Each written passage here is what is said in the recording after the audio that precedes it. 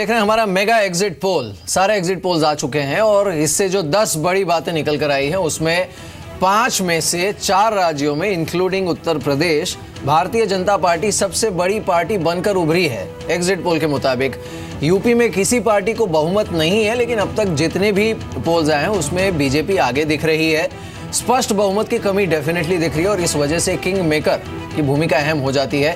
लेकिन समाजवादी पार्टी और कांग्रेस का जो अलायंस है वो दूसरे नंबर पर रहने के आसार हैं और ये भी दिख रहा है कहीं ना कहीं कि पंजाब में माफ कीजिए यूपी में जो अलायंस है कांग्रेस का वही भारी पड़ा है एसपी को। पंजाब में कांग्रेस और आम आदमी पार्टी के बीच कड़ी टक्कर, लेकिन शिरोमणि अकाली दल का पूरी तरह से सफाया दिख रहा है। उनको भारी झटका वहां पर लग सकता है और उसका खामियाजा ऑब्वियसली बीजेपी भी भुगतती हुई दिख रही है। उत्तराखंड में बीजेपी को स्पष्ट बहुमत मिलते हुए दिख रहा है अब तक जो सार है एग्जिट पोल्स का उसके मुताबिक।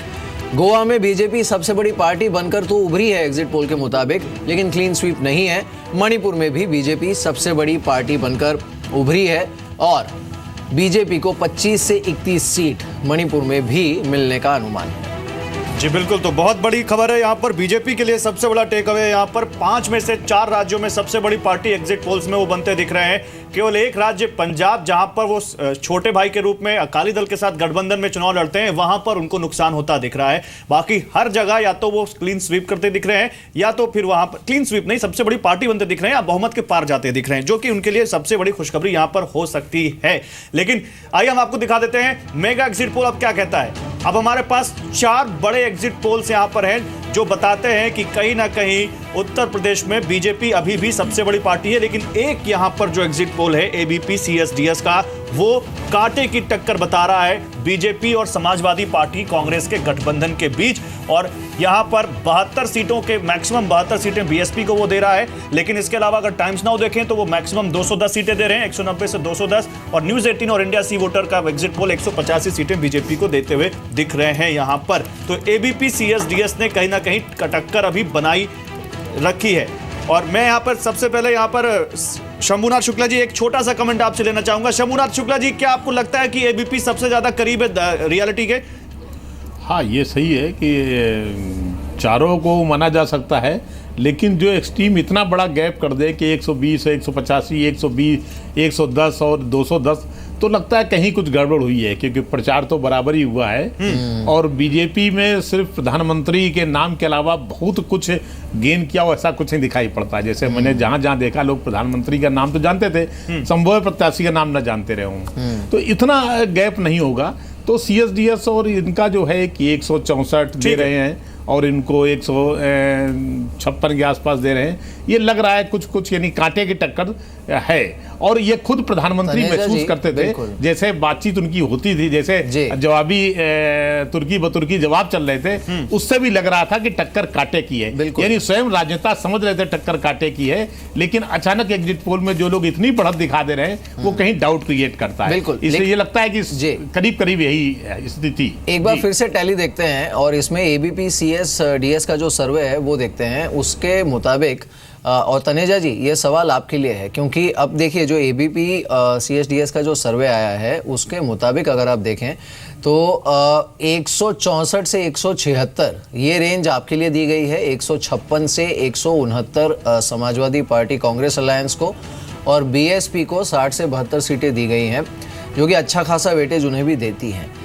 अगर इस दायरे में या फिर इस तरह का कोई पिक्चर यूपी में इमर्ज होता है तो फिर being a single largest party आप क्या करेंगे? बिकॉज बीजेपी के साथ एक इतिहास रहा है कि कई बार इन्हें इनके जो अलायंसेज हैं वही भारी पड़ जाते हैं। आप पंजाब में देखिए, जम्मू कश्मीर में देखिए, रिसेंटली महाराष्ट्र में अगर हम देखें जो म्यूनिसिपल इलेक्शंस के बाद हुआ है।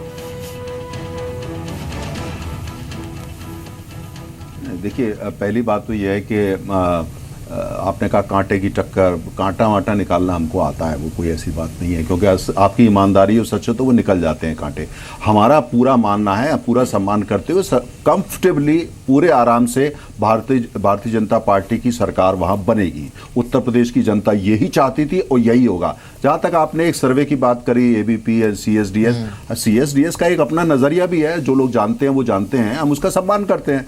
अब कहाँ जाके उन्होंने सर्वे किया, कैसे किया और कौन सी विज्ञान का उन्होंने कौन से थ्योरी यूज करी, वो ठीक है, हम सम्मान करते हैं। आपके लिए और एक खबर भी है तनेजा जी, बहुत बड़ी खबर है सर। तनेजा जी आपके लिए और एक बड़ी खबर भी है। चलिए अभी बीबीसी के हवाले से ये खबर है, ध्यान दीजिएगा, बीबीसी के हवाले से ये खबर है। बीबीसी ने ये कहा है एग्जिट पोल के बाद कि अखिलेश यादव ने ये संकेत दिए हैं, सोर्स वी डोंट नो, लेकिन बीबीसी ने ये कहा है कि अखिलेश यादव ने ये संकेत दिए हैं कि बीजेपी को यूपी में सत्ता से बाहर रखने के लिए अगर ज़रूरत पड़ती है तो वो मायावती के साथ भी हाथ मिला सकते हैं। और ये बहुत बड़ी खबर है, उत्तर प्रदेश के साथ ही साथ देश की राजनीति का एक बहुत बड़ा अपडेट होगा अगर अखिलेश यादव ऐसा संकेत देते हैं, क्योंकि मायावती और या बीएसपी और एसपी एक साथ आ जाएं, ये हमने देखा कि लगभग बहुत सारे नेताओं ने कोशिश की, उसके बावजूद कहीं से संभावना नजर नहीं आ रही थी। लेकिन इस तरह से एग्जिट पोल के बाद बीबीसी की हालांकि खबर है अखिलेश यादव का संकेत है ये कि वो मायावती के साथ जा सकते हैं, जो कि बहुत बड़ा अपडेट होगा। नरेंद्र तनेजा, तो ये माने यहां पर कि अगर ऐसा कुछ होता है तो आप लोगों की इतनी मेहनत के बावजूद आप सरकार से बाहर रह सकते हैं। पहला कमेंट, छोटा कमेंट, मैं सबसे इस पर कमेंट लेना चाहता हूं। देखिए, पहली बात तो यह है कि राहुल गांधी बार बार संकेत देते रहे हैं। अच्छा, बुआ भतीजा ये सब बार बार हम लोग भी कहते रहे हैं। ये कोई खबर बीबीसी को लंदन में देर से पता लगा, हमको बहुत पहले से पता है। चलिए, आपको पहले से पता था। मैं समाजवादी पार्टी से एक रिएक्शन लेना चाहता हूं। अनिल यादव कुछ नहीं होने वाला, कुछ नहीं होने वाला। अनिल यादव, आपका रिएक्शन कुछ नहीं होने वाला, बीजेपी कह रही है कुछ नहीं होने वाला। क्या जाएंगे मायावती के साथ अखिलेश यादव का संकेत कैसे समझे? मुझे नहीं लगता कि मुख्यमंत्री जी ने ऐसा कोई स्टेटमेंट दिया है, और मैं नहीं समझता कि जब तक मुझे जानकारी नहीं है स्टेटमेंट की, मैं इस पर कुछ भी कह सकूं। चलिए, आप कुछ नहीं करें, लेकिन एक जर्नलिस्ट व्यू सर 10 सेकंड में। मैं ये कह रहा हूं कि अगर बीबीसी की ये खबर सही है, हाँ, तो इसके बड़े दूरगामी परिणाम हो सकते हैं। ये केवल यूपी तक नहीं रुकेगा, ये फिर ये लड़ाई जो है ये मोदी जी के लिए 2019 में भी बड़ी भारी पड़ सकती है। ठीक है, क्योंकि ये ग्रैंड अलायंस की तरफ ग्रैंड अलायंस की तरफ अखिलेश के संकेत को बीएसपी कैसे ले रही है?